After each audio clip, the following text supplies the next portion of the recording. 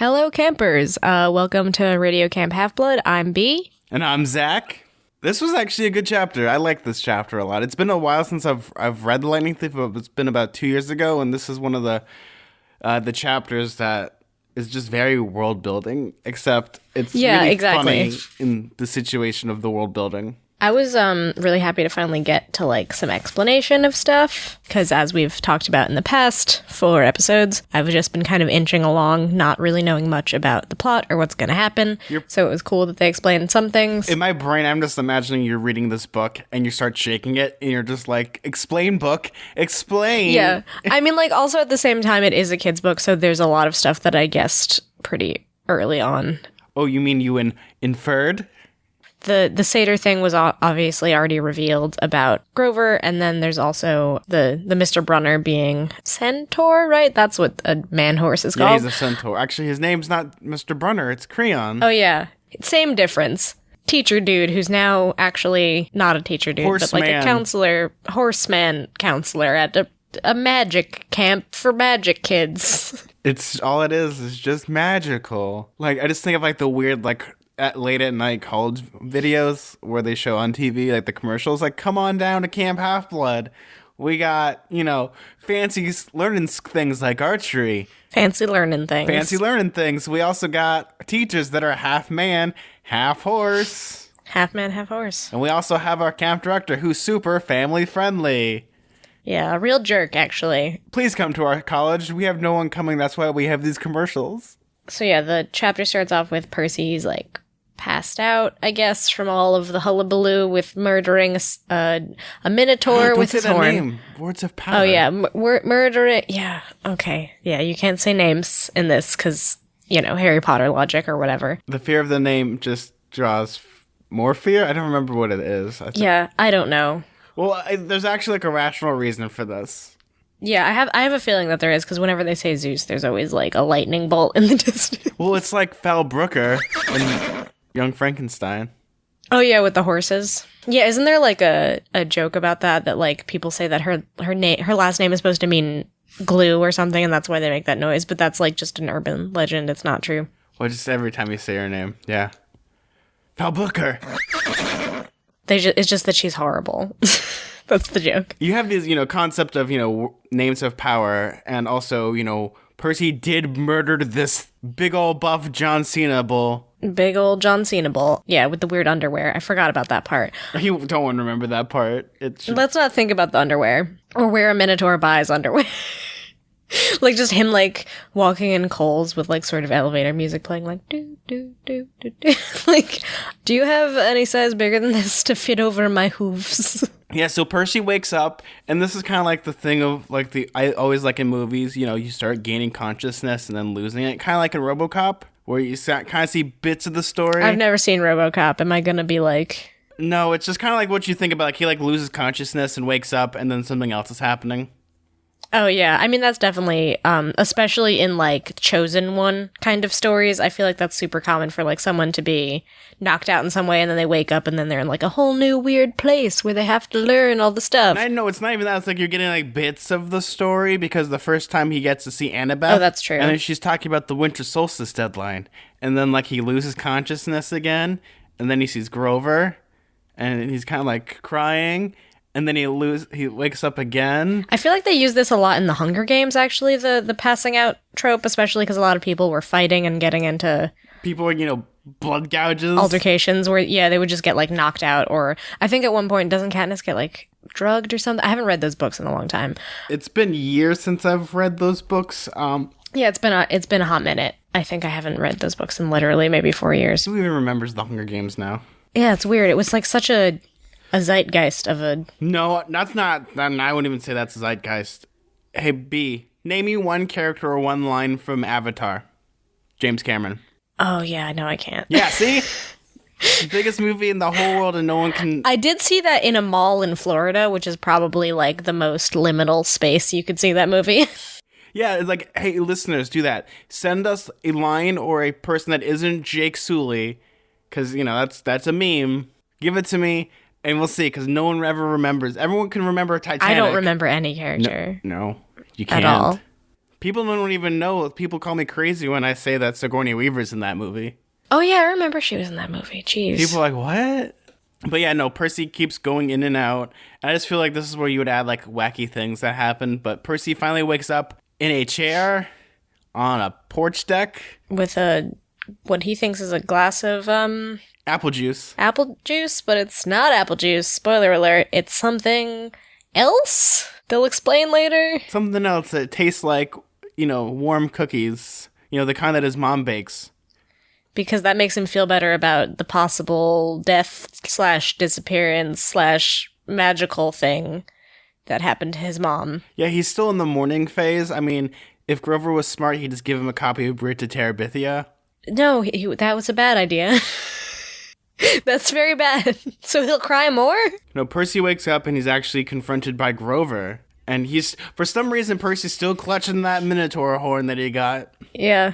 Well, because he explains that he's like, oh, well, I went through a lot of work to murder this thing, so at least I'm gonna hold this. Even though he's like super weak and can barely walk. Yeah, and it's also really hard for him to have an understanding about when he's awake and when he's not, because he even says that, like, he keeps waking up and then he sees things that don't make sense, so then he thinks he's dreaming, and it's kind of like this weird, in-between space. Yeah, because as he's, like, looking out on the porch deck, he sees, like, a bunch of campers, and I love the description they give pretty much of, like, the easiest cosplay in the world. Oh, yeah, just an orange t-shirt. He was wearing blue jeans, Converse high tops, and a bright orange t-shirt that said Camp Half-Blood. Just plain old Grover, not the goat boy. Yeah, you don't have to, like, construct a papier-mâché goat half for this cosplay. No, they actually make, like, goat half leggings and stuff. It's kind of cool. Yeah, I'm sure they do. We live in the age of cosplay, so I'm sure that you could probably get that on Etsy for way too much money. So yeah, at first he's like, oh, maybe I had a nightmare, and then Grover's like, oh, you saved my life, and he sees the horn, and he realizes, oh yeah, that definitely all happened. And then that's when kind of like reality starts to crumble. Like, oh yeah, my mom's dead. Yeah, basically. I don't think she's dead. Okay. I mean, then that's where, like, this is where something heartbreaking happens, and you just hear, like, in Percy's brain's like, I was alone. An orphan. I would have to live with smelly Gabe. No, that would never happen. I'd live on the streets first. Yeah. Again, we have like this character that's like, I'd rather be homeless. Yeah. Than have to live with my vaguely crummy, abusive stepdad. No, I mean, that would be pretty bad. Isn't it kind of inferred, though, that he's kind of abusive and not very... It would be a bad time. It would be like a Matilda situation if he were to go back. Well, that's what I said earlier. It's just like Percy's a very headstrong character. He'd rather choose homelessness and basically live a lot harder of a life than be with pretty much a monster. I don't even know if that it would be actively as bad if he didn't have a home, because if he was living with Gabe, it is entirely possible that Gabe would just gamble them out of house and home or something, or because he was always constantly taking money from him, and like also without his mom there as like a buffer to like stop him from acting terrible, who knows what would have happened. So I feel like it'd be a very like tall tale heart situation. What do you mean? Like there's the stink lines are coming from the floorboards. So wait, what? Oh, so he would murder him and then he would just keep him under the house? Or wait, where do they live in like an apartment, don't they? So there's no floorboard, like it would just be the next person's apartment. Can I store this here? No? Or they live on the ground floor. That's true. In which case they're just like on top of concrete, probably. Nowhere to store Gabe and his smelly room. Percy's an idiot. Like he puts him like under, like he kills Gabe. And, Percy doesn't understand, like, you have to hide the body, so he puts it underneath, like, a rug, so there's just, like a lump. Yeah. I mean, Percy's dumb, but I don't know if he's that dumb. So then the cool thing that, like, is, Grover starts taking him around. They need to go to the big house to meet Mr. D. Mr. D. The landscape was dotted with buildings that looked like ancient Greek architecture, an open-aired pavilion and amphitheater in a circular area, except they all looked brand new, their white marble columns sparkling in the sun. In a nearby sandpit, a dozen high school-aged kids and satyrs played volleyball. Canoes glided across a small lake. Kids in bright orange t-shirts like Grover were chasing each other around the cluster of cabins nestled in the woods. Some shot together at the archery range, others rode horses down a wooden trail, and unless I was hallucinating, some of their horses had wings. Yeah, the blonde-haired girl who'd spoon-fed me popcorn-flavored pudding was leaning on the porch rail next to them. That just sounds disgusting. Well, Is the popcorn flavored pudding like a thing? Like, do they explain why that's a thing? Yes, they do explain what it is. Is this like a myth thing? I don't get it. They're actually I think they explain it actually next chapter. Okay, because they explained somewhat the weird drink that tasted like chocolate chip cookies. Like, you could use context clues to figure out what that is about it's basically Patronus drink, where it's like your best memory or whatever turned into a drink to make you feel powerful and better, I guess. Yeah, that's pretty much what it is. Is it supposed to be like ambrosia or something? Isn't that like from the gods? Yeah, exactly. That's actually what it is. Okay, great. I figured it out. Look at me. I'm so smart. It's ambrosia. So yeah, it's what's your favorite thing? What does your favorite food in the world be? Probably my mom's like chicken and rice. That's probably the like equivalent to something like that. I don't know. For me, it would be, so my grandma makes this thing called kugel, which is pretty much like... Oh yeah, I know what kugel is. I'm from New York. Oh yeah, I forgot.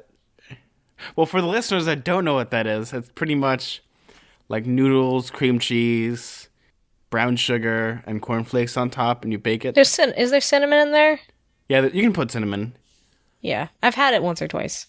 But it's delicious. It's like a dessert casserole. Yeah, it's dessert casserole, basically. That sounds good. Now I kind of want it right now. So they finally get to the big house, which is, the way they describe it pretty much is like a big old like plantation mansion. Yeah, with like a big porch that like wraps all the way around it. Yeah, that's a very New York Southern thing. It's like a rich person thing, I guess. So they finally get to the top of the porch, and there is this really big fat guy that has a Hawaiian shirt, and Mr. Brunner. And Mr. Brunner. Well, or is it? It is, but it's the same guy, different name. It's like a soap opera. It's like his evil twin just has a mustache dun, on. Dun, dun. Like zooms in on his face. Welcome back to Half-Blood Days of Our Lives. Half days of our half-blood lives. And then David Lynch pops out of nowhere. Oh my god. Actually, I've been watching Revenge, which is a terrible show. It's like so soapy and ridiculous, but it takes place in the Hamptons, which is in Long Island. So you could make like a Revenge AU. See, the only soap opera show that I like is actually Twin Peaks, because it's supposed to be a joke of soap operas. Oh yeah, that's true. Well, also it's like surreal and not quite a soap opera. It's its own Lynchian situation. Is Gilmore Girls a soap opera? It's kind of a soap opera. It's pretty soapy. It's on the Soap Network sometimes. Like they'll have a marathon. So I guess it's not as bad as most of those kinds of shows. But anyway. So Percy and them all sit down, and Mr. D is just, we don't even know who he is. He's just fat guy right now. Fat guy, yeah. Revealed to be Mr. D. Which, can we just say, is a hilarious name. Mr. D? Yeah.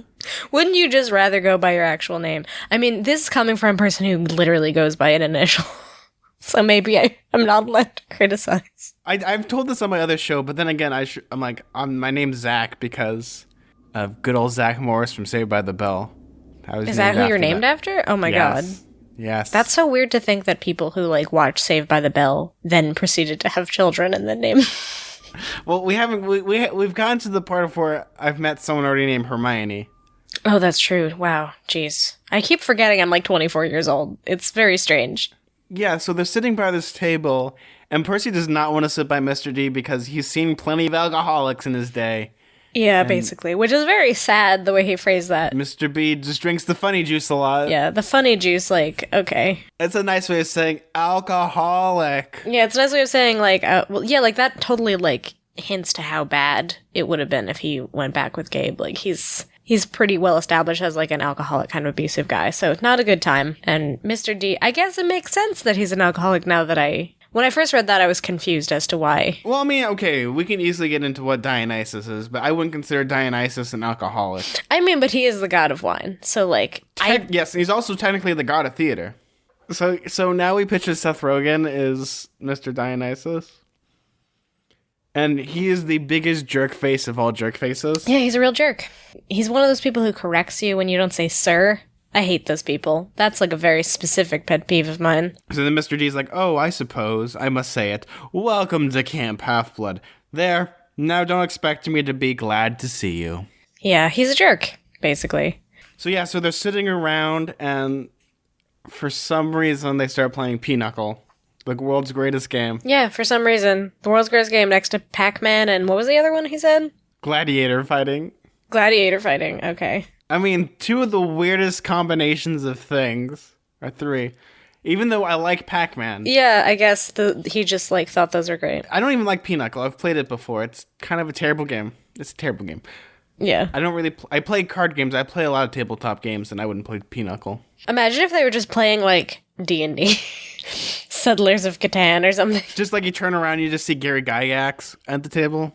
I mean, like, I could just see, like, Creon. I could imagine him just being like, and I'm gonna be a centaur in this game. And it's like, do you want to play something else, maybe? No. Kind of stretch out of your comfort zone. I mean, like, I always play a halfling rogue, and that's basically me. So. That's what I play. What? You do? Yeah, I play as a halfling rogue. I either play that or a halfling bard. I used to play as a ranger, but I found halfling rogues are the best because of how stealthy they are, and you can get away with pretty much exactly. murder. I like being stealthy, and I also like the charisma thing too. That's fun. Same as to just trick people. You automatically get a proficiency in stealth because you're a halfling. Yep. I mean, what? I don't play D&D too much. I don't really anymore. I used to like meet up with my friends, but now I live like 45 minutes away from most of them, so that kind of fell by the wayside, and we don't play anymore. But yeah. So they start talking.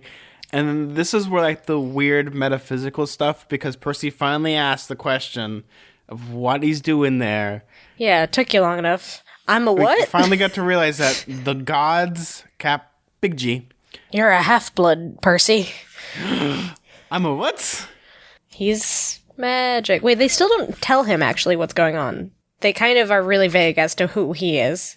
No, they basically tell him that everything you believe in, such as science and all that stuff, it's all a bunch of baloney. They do explain that, all the background stuff. Okay, am I the only one who found it a little weird, the stuff they said about Western civilization?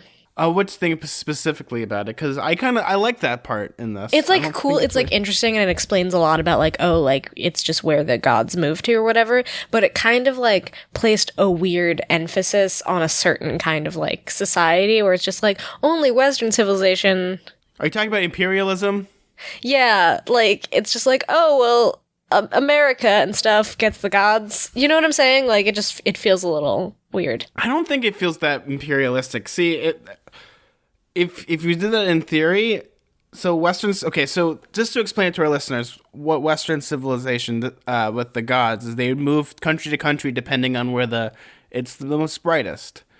And I would consider, maybe I'm looking in too deep into this, but also because I'm thinking, as a person that just loves history, and that was supposed to be, I was going to minor in, was, you can look at, here's an example. So I don't consider the Italian Renaissance, in theory, it has always been technically going on, if that makes any sense. That was just a flare of it, except there's other Renaissances in other parts of the world.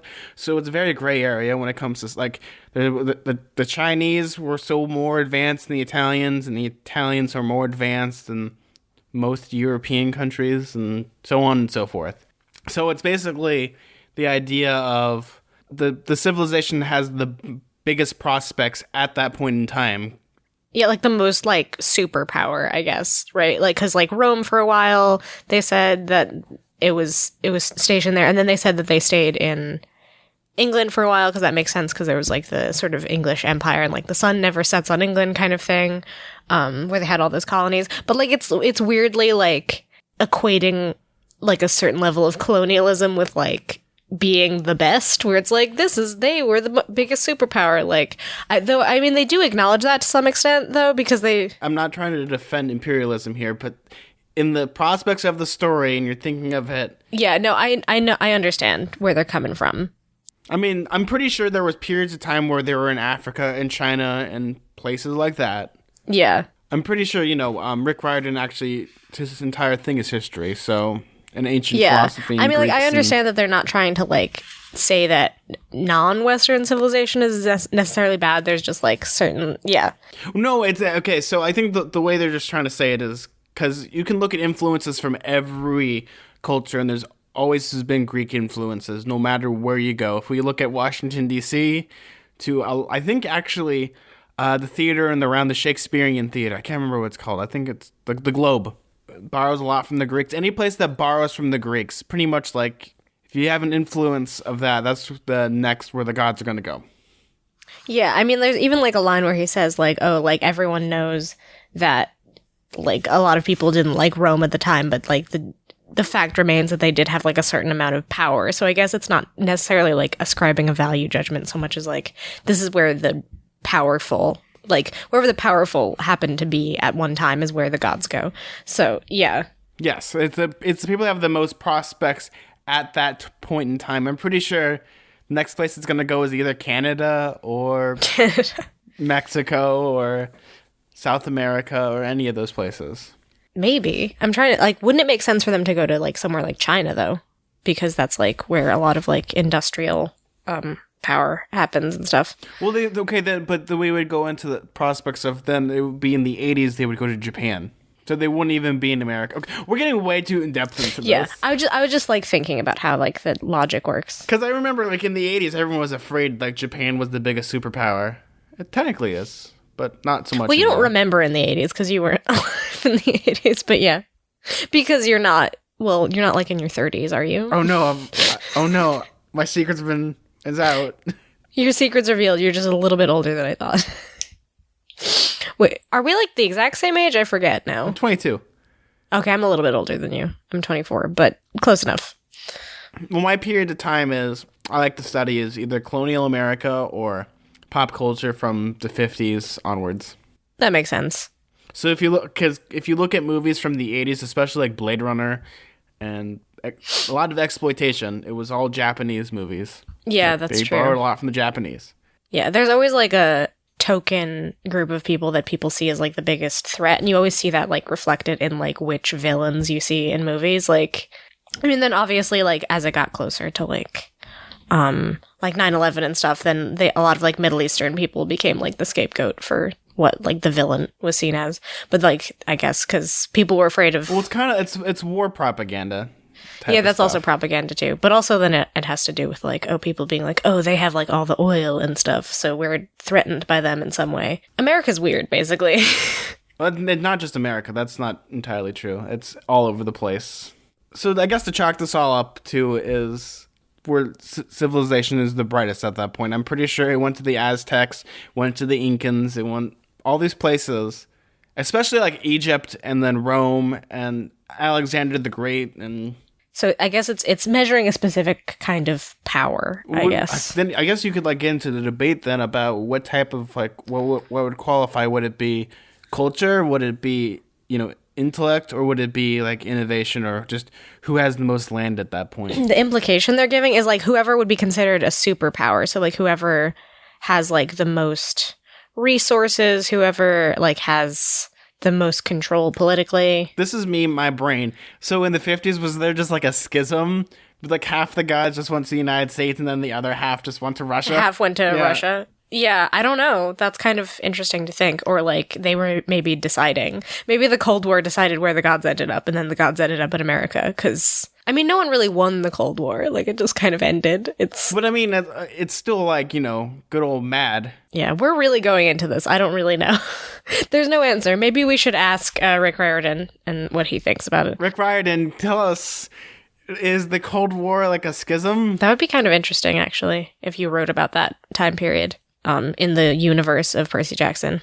Can I just say, Percy Jackson, his full first name is Perseus. Did he not think about that?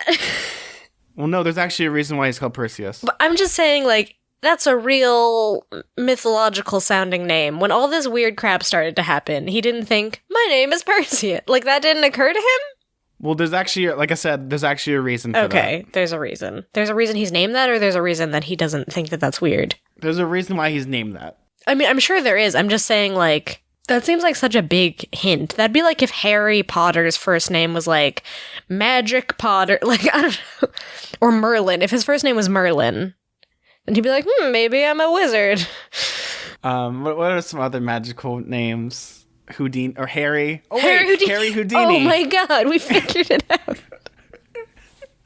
Oh no! The signs, they were there all along. It's like making it like on the nose type of names. Yeah, I mean, like Lemony Snicket's a really bad example because he actually does that all the time. No, so then the weird stuff starts happening more because we get into weird. I'm gonna just flat out say this right now. we respect all the opinions and everyone's beliefs when it comes to religion, and that's all the stuff. If you believe in something, that's great. When it comes to this book, I like how they kind of basically toe away from God. Yeah, I think that they just basically say, well, that's another it's pretty much we're not going to be talking about we're not going to deny the existence of your one true Judeo-Christian God or whatever in this children's book, which was probably a good choice on his part, because probably when this book was written, the Harry Potter mania was already happening with people burning the books and saying that they were advocating witchcraft and Satanism and whatever other crazy stuff that they were saying. So it probably would have been. I don't even know if anyone really complained about these books. I'm pretty sure people weren't allowed to read them. Yeah. But I didn't hear any riots in the streets. Yeah. Well, I mean, I think that he was very probably careful to not be there's no God in this book. So that would probably alienate a lot of people. Which I think is a very, very smart thing to do, and pretty much just say. Yeah, I noticed that. I took note of that. I can tell. That would be really awkward too in a children's book to be oh yes, this is the true state of the gods, and also that whole thing with you and the Bible, that's all made up and not real. That's a super bizarre thing to say in a kid's book. Because this whole book deals with a lot of polytheism, where one god represents one the nature, mm-hmm. the hunt, or the wine, or the sea, or the sky, or they treat it in a way where you as a person you make your own decisions rather than the gods are actually real and every other religion you believe in is false. Mm-hmm. It's not true. Yeah. I think Rick Riordan did a really good job in that. Because this could have been a real rocky road. It just wouldn't have fit. It would have been super bizarre to deny other religious beliefs in a kid's book. It just wouldn't have been his place to do that, I think. It would have been exactly like C.S. Lewis in the Chronicles of Narnia. The exact polar opposite. Yeah, the opposite of that. We can look at the exact polar opposite of that spectrum. Yeah. Or isn't the Golden Compass some sort of metaphorical thing about not believing in God? It's on the Catholic Church. I love the Golden Compass. I remember when there was a big controversy about that, and I was who cares? We're not going to get into religious stuff. Yeah, we're already treading on thin ice. Yeah, so we get all these things, and we start to learn the gods are real. A lot of mythology isn't actually myth. I like the part about science and how it's science explains everything, and it's 2,000 years ago, this was technically magic. Your cell phones, your Skypes, your computer games. Your interwebs. It's all the work of the devil. I like the interesting thing he said about, being a myth, and, at first Percy's oh yeah, that would be great. And then he's okay, but what if, thousands of years from now, people saw you as just a myth for, a way people explained how people got over the death of their own mother or something. What would it be if you lived so long? It's going to be really funny in 1,000 years one. If Percy Jackson, this book series survives, would it be considered a myth? I guess, it's technically considered a myth, right? Because it's a mythological story. So we get into the weirdest part, which I call the chocolate tunnel in Willy Wonka and the Chocolate Factory. The scary tunnel. The really effed up tunnel. The chickens getting their heads cut off, bugs slithering on people's faces. For some reason... Roald Dahl, listen. Well, actually, that wasn't Roald Dahl's fault. He didn't do the go-ahead on the scary tunnel. That was definitely not in the books, but okay. Well, he did write the screenplay, and he had to approve the movie. Though, didn't he infamously really dislike the movie? I'm pretty sure he didn't like it. Yeah. Well, he was kind of a curmudgeon, though. Yeah. He didn't like anything. And again, he is an interesting fellow because he wrote the James Bond movie where James Bond disguises himself as Japanese. Yeah, he did. He was... I read 2 700-page biographies about him. Yeah, so the big old chocolate tunnel that just is effed up is pretty much... Percy looks Dionysus in the eyes and he sees, people, being, strangled by vines, sailors being turned into dolphins horrifically. And he's if I keep looking at this, I'll go insane. Yeah, he realizes, if I mess with this guy, then he has the capability to do a lot worse things and just be kind of a jerk. So he kind of steps off. Yes, and I love the reason why Dionysus is the camp director, because it's the most Greek thing you could possibly do. He's being punished for wanting to be with a wood nymph, right? Basically. Yep. Yes. And Zeus was no, don't do that. And Dionysus was yeah, I'll do that. The first time the warning was prohibition, and that turned out so well. And then the second time was you have to be the camp director for 100 years, which I would imagine 100 years is a blink of an eye. That's like 10 minutes. It's like it's a mini timeout. Yeah, because he's in the concept of a god or whatever. In the concept of living forever, 100 years is nothing. Dionysus is a jerk. He kind of puts up with it. Then there's kind of a little bit more stuff with how do I say his name? Chiron? Where this is kind of like, it's so weird to me that they put this at the end of the chapter as sort of a reveal, because it was kind of made pretty obvious in like a few chapters ago when Percy overhears the conversation between Grover and Mr. Brunner. But basically he stands up from his quote unquote wheelchair, and it's actually like this weird device that like hid his horse legs. Yeah, it's pretty much like a TARDIS. Because, like, he, like, fully, like... It wouldn't actually probably fit him, but it's magic somehow. But, like... It's bigger on the inside. I don't really get why this is such a big, crazy reveal. I think, like, he already heard horse hooves. Well, I mean, you have to reveal that he's a horse. I guess, but, like, they end the chapter on it in a very dramatic way, which I thought was kind of, like, unnecessary. Okay, that's, like, the equivalent of, like, Percy walking in and, like, oh, I'm a horse now. You need to have, like, the reveal. Yeah, it's I guess. Like... I think because it's how the chapter ended, I was like, okay, yeah, we know. We already know this. Harry... Like, oh yeah, you're gonna be a wizard rather than just Hagrid's just like, you're a wizard, you do magic and stuff, you're a Gryffindor. I just think the placement of it, like, I think it would have made sense if it was earlier in the chapter, maybe, but he was trying to be dramatique. Like he was already a horse? If, like, earlier in the chapter he just, like, stood up and was like, what you think isn't necessarily true. Here, let me slip into something more comfortable. I mean, that's basically what he says at the end, where he's like, oh, it was starting to, like, make my legs fall asleep. Cramp his hindquarters.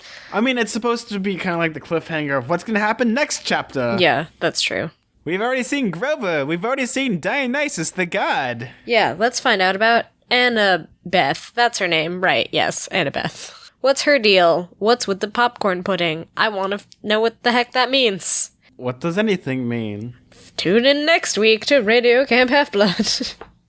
I like this chapter. I feel like there's a lot of great world building, but also a lot of, you were finally getting into really the main, like, thesis of the story, and that's pretty much, infotainment in that, Greek mythology still lives on even though people don't practice it as a religion anymore. Yeah, I mean, I like this chapter probably maybe the best out of all of the ones we've read so far, because it felt the most exposition-wise, like, revealing. Like, it made me feel like we were finally getting some, like, world building and explanation of stuff. I, like, understand, again, you need to do the whole build-up of, like, what's happening, and I acknowledge that we've only read, like, a few chapters, and then, like, the scheme of the whole book, if you were reading this in one sitting or whatever, it probably wouldn't feel as slow burn as it feels to me, so that's, like, not really a valid criticism. It's excruciating. It's slowly turning into a third-degree burn, but not quite yet. Yeah, it's, like, most people wouldn't read at this pace, so... But yeah, I like this chapter a lot. It starts to explain the Camp Half-Blood thing, who Percy is. Not quite, but, like, you kind of get a little bit more stuff revealed, I guess. You meet new characters. But it also wasn't, like, too action-packed, too, because I feel like a lot of action has happened without explanation, which is, like, stressful a little bit, where it's like, you're fighting a Minotaur, we don't know why. But they kind of do, and that's the great thing about this chapter. Yeah, like, it finally explains some things. But not everything. I think more will be revealed in the next chapter. Probably. Definitely.